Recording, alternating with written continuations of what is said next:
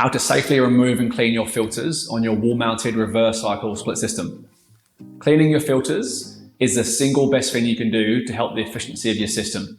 So many of our call-outs over summer are due to blocked filters. First of all, turn off the power before you begin cleaning the filters. Turn off the power to the unit by switching off the circuit breaker or isolating your system.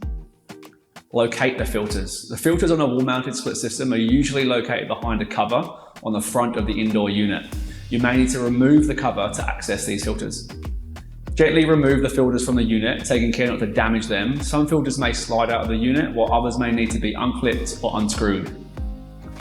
We then recommend taking the filters outside and a wash with a hose from the back of the material to the front. If the filters are clogged with oil or debris, we like to spray a heavy-duty Viper degreaser on the filters and leave for 5 to 10 minutes before rinsing.